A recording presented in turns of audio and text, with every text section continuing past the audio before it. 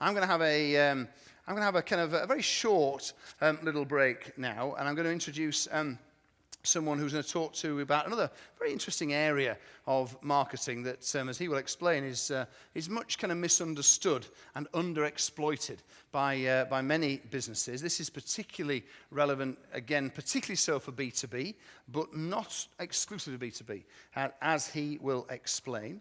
So can we give a little bit of an EC welcome to a guy who has positioned himself very well and has built a very successful business as the expert in effectively utilizing LinkedIn to grow your business. Give it up for Allen Ruddock. Thanks, Nigel. There's the cup. There you Brilliant. go. Thank you. Good afternoon, ladies and gentlemen. Thank you for that lovely warm welcome. As Nigel said, I've used LinkedIn to help my clients grow their businesses. And the reason I can do that is I actually grew my own business from scratch using LinkedIn. My background is project and program management, working mainly for large financial services institutions. And I first of all started in 2003 with a business partner, and we had a fairly rocky road. A bit like Nigel said with the Kevin Costner email line, we built it, we were good project managers, so we thought people would come and buy our services. And they didn't. We had to get out there. So we had a fairly choppy ride right the way through the financial crisis up to about 2010. We would do some great work for clients, and then we'd come out the back of that and say, right, where's the next client? So he decided that he wanted to have a bit of a safer life, so he became life safety manager for Merrill Lynch Bank of America. And I set up my current company in the beginning of 2010. And I decided I was going to learn how to do things properly. So I joined a marketing mastermind group, I joined the EC, and I started to learn all about getting content out there, engaging with people, all that sort of stuff. And because of the market I was in, LinkedIn was a natural place for me to go.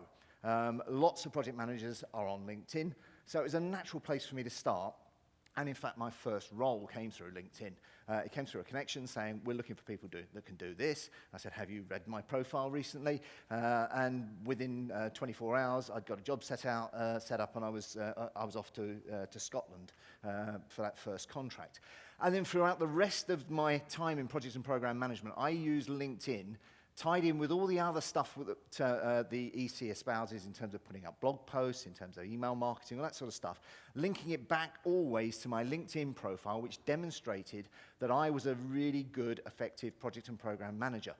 So I was able to build a six-figure business, a six-figure annual business using LinkedIn. So that's why I'm able to stand up here and talk to you today. I typically get three reactions to LinkedIn when I talk to people about it. The first one is, I have an all-star profile, but I never get anything from LinkedIn. Now, the reason for that is LinkedIn's all-star profile rating is based on have you filled in the boxes, not whether you've filled in the boxes to any quality, to any value. So you've really got to think about what you're putting on your LinkedIn profile if you actually want to get something out of it. So you have to really do that and to get beyond the all-star profile rating. So you won't get anything just from having an all-star profile. The second reaction I get is that LinkedIn is used mostly for recruitment. So why would I want to use it if it's all packed with recruiters? Well, that's true. Most people put their CV on LinkedIn. And that's the problem with most people's profiles, and we'll come to that in a minute. So you've got loads of CV-type profiles out there, and that's great for recruiters because the recruiters are looking for keywords. They're doing keyword searches on people to try to place them in jobs.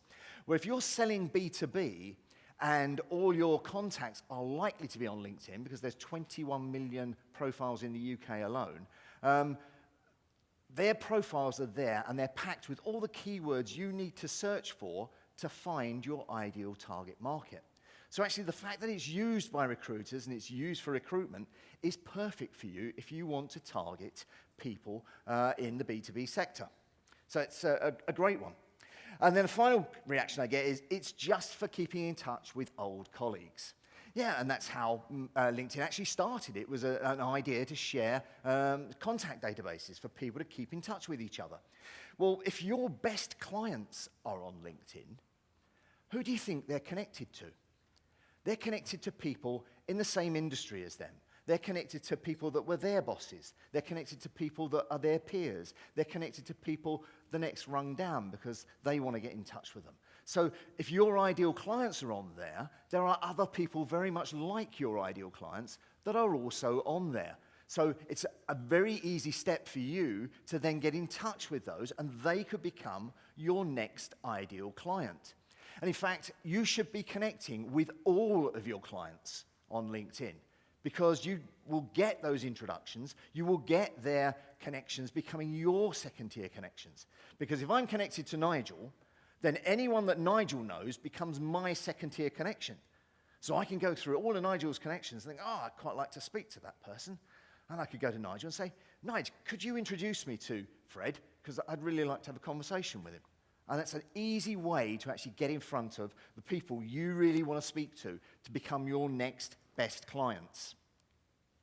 So there's 4 ways to really leverage LinkedIn for your business. And it starts with the very nature of what LinkedIn is. Because LinkedIn is a personal, professional networking site. Okay? In fact, LinkedIn's terms and conditions say that you have to be a real person and that you can only have one profile. So it very much is personal, and it's very much one-to-one. So the first thing to do is get a powerful personal profile. Now, what do I mean by a powerful personal profile? I've already said it's not just about filling in the boxes. It's not just about completing all of the sections. Your profile has got to talk to your clients. And this is very much an EC type thing here. Yeah? We don't want to sound like a CV. We don't want our profile to be all about me or I. Yeah? We want to take those words out of it, and we want to start identifying with our clients. We want to talk about the pains that our clients are facing, the challenges that they want to overcome, the outcomes, the desires that they want to achieve. So you make your profile identify with your clients by talking to them about those challenges, those outcomes. Then you demonstrate how you've helped your clients actually achieve those outcomes, how you've actually helped them overcome those problems, using all the tools within the profile itself to be able to demonstrate that you are the go-to person in your field to actually help them achieve what they want to achieve. And that makes for a really personal profile that's all about them and not about you. So you make it about the reader and not about you. The second way to leverage LinkedIn is being out there, because it's no use having a great profile if nobody sees it. Yeah? The most wonderful profile in the world is no good if people aren't getting to see it. So you have to get it out there. So how do you do that? You get it out there by sharing content. You get it out there by publishing articles on LinkedIn's own publishing platform, the Pulse platform. This is like a blogging platform for you, already made, ready out there for you to be able to put your own blog posts up there on LinkedIn and get that huge, huge audience. Because if you get the Pulse editor's attention with a really powerful profile post, he will actually put it out much wider than your connections, your first and second tier connections. It will go out to a much, much wider audience and get you a huge following. So you have to be out there. You have to be getting those posts out there. If you write blog posts on your own website, put links from your website onto your blog posts, onto your LinkedIn profile. I always write my blog posts onto my blog on my website, and then I post a link into LinkedIn, and then I have recycling tweets that send people to either my blog post or to the LinkedIn article. That way I'm trying to get people going round and round and round, looking at my website where I can capture their details, onto my LinkedIn profile where I can demonstrate my expertise and my authority, and really start to drive interest in what I do. The next way is engagement, because, again, if you're putting stuff out on broadcast all the time, you're not really understanding what your clients are wanting from you. Yeah? So if you've got good content and you can get that out there, look for people that are looking at your content, look for people that are engaging with your content, and start to engage with them. If you engage with them, they will engage with you. They'll start to look at your profile. So it's not just about your stuff either. Go into groups that are relevant in your marketplace. So find some groups where your particular clients, your target market, will hang out. So, for example, if you're an accountant, don't go and join loads of groups about accountancy, because you're not going to find any clients in there. You'll find out a great deal about what's going on in the accountancy world, but you won't find any clients. But if you're an accountant for performing artists, find some groups on LinkedIn around the performing arts and go into those groups and start adding in some tax tips for how performing artists can actually reduce their tax bills. You'll then start to get those performing artists saying, this guy seems to know what he's talking about. And they'll go look at your profile and they'll start to engage with you. So you'll start to build that engagement, which is the key to success. And the fourth way to leverage LinkedIn is to get recommendations. Recommendations on LinkedIn can't be faked. Yeah? You can put as many testimonials as you like on your website, but you could have made them up. So they have a slight question mark over them. But on LinkedIn, they can't be made up, because a recommendation can only come from somebody's personal profile to your profile. So it adds that extra credibility to really demonstrate that you know what you're doing. But you need to get the right recommendations. But before we talk about the recommendations, let's go back briefly to the engagement. And the accountants in the room will recognize a variation on this slide. Yeah, if any accountant you talk to will tell you that turnover is vanity, profit is sanity, cash flow is king. Well, in social media terms, your connections or your number of followers or your number of likes on your page are the vanity factor. Yeah? You can get as many of those as you like, but you won't get any business unless you get some engagement. Engagement is the sanity. The engagement shows that the audience is actually with you on what you're talking about, is with you on your journey, and that's where you get the leads from. You get the right engagement, you will get leads. So that's why leads are king. Now, we talked about recommendations. There are right ways and wrong ways to get a recommendation. Because I've got some recommendations on my profile that say, yeah, I've enjoyed working with Alan, he's a really great guy, recommend him anytime. Great, thanks very much, but that isn't really going to convince a client to work with me. What you want is a powerful recommendation that tells your potential clients exactly what they're going to get from you. And the way to do that is to start off by asking them. And you can ask them in the right way. So you start off by massaging their ego. So I start off here. I've really enjoyed working with you over the last 3 months, and I've really enjoyed seeing the progress you're making. And in that last 3 months, they've been working with you, so that progress is down to you, isn't it? So you're massaging their ego, but you're actually reminding them that you've helped them along on this journey. And it's really great to see them making such good progress. And then you say, well, I was wondering if you'd be able to give me that LinkedIn recommendation that we talked about. So you've already warned them that you're going to ask them for a recommendation. Yeah, so this email that they're getting, or this message they're getting, is not cold. It's not come out of the blue to them. They've already been warmed up to it. So you say, I wonder if you can give me that recommendation that we talked about. It would be really helpful if you could describe. And then these three bullets, next three bullets will vary from business to business and depend on what you're trying to get out of your recommendations. But this is just one example. How are things before we work together? So what you're trying to do is set the scene here so that your potential clients can identify with the person that's giving the recommendation. So how was it before we worked together?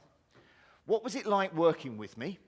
So that they get an understanding of what they're going to get from you, how you're going to work, to know that you're not going to be a bully or an ogre. You're actually going to work with them and really help them deliver stuff. And then how working with me has helped change things for you. Yeah? So it's the before, during, and after. Everything your clients, your potential clients, want to know about what it's going to be like working with you. I know you're really busy, so I'd like to give you I can send you a draft recommendation that you can edit. This is the real clincher, because people are very busy. And although they'd love to give you a recommendation, it means they've got to make some effort. But you can actually help them by giving them the draft recommendation.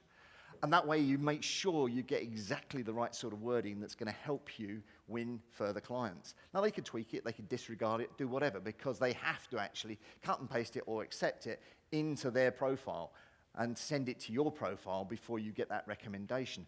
But you're trying to be as helpful as possible to them, and you didn't just sign off. So thanks, Alan. That way, you get recommendations that are really powerful, really helpful in your business, and I'll help you drive new business from your prospects.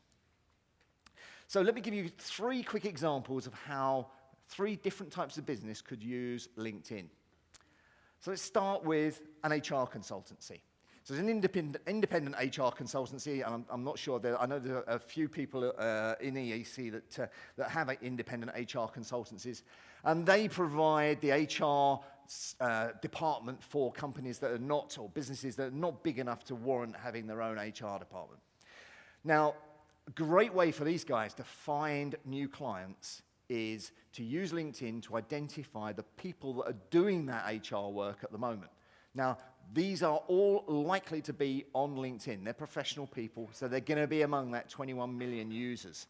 Okay? So you can use LinkedIn's powerful search engine to identify the people that are typically going to be doing the HR work at the moment. And in small to medium-sized businesses, if it's not the business owner, it's likely to be somebody in charge of operations or somebody in charge of finance. So if you target those people and you start putting out your material to them, it's a great way for you to demonstrate how you can take their pain away, because nobody, believe me, nobody enjoys dealing with HR issues. Yeah, it's one of the great things to outsource. Get a professional to come in and do it. And if you can start demonstrating through your posts and through your engagement that you can do that for them, and you can identify those people, the finance directors, the heads of finance, heads of operations, very easy to do on LinkedIn. You can actually start to identify and collect connections that will drive that business for you. Another example, an IT and training business.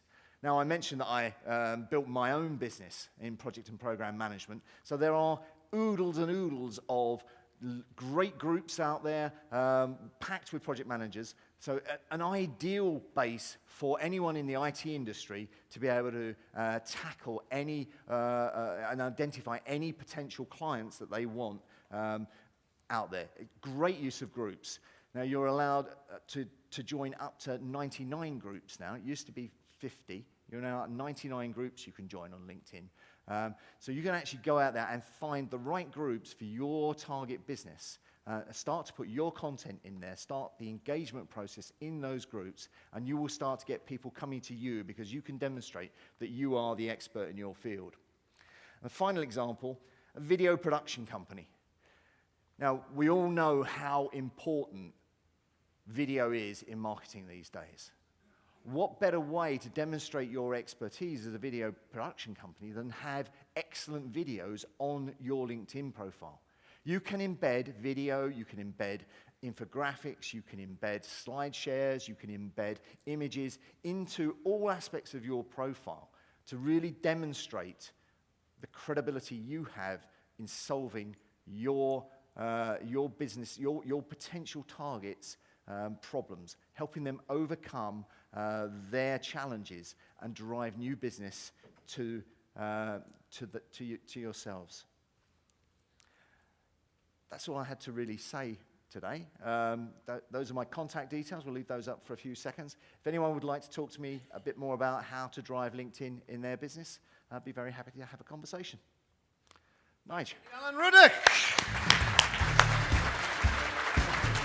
Thanks, mate. That was great. Thank you very much indeed. It is much misunderstood, LinkedIn, and there's no one better than Alan to kind of know his way around. In fact, Alan, you'll be pleased to know you've got the you've got an orgasm. And what can I tell you?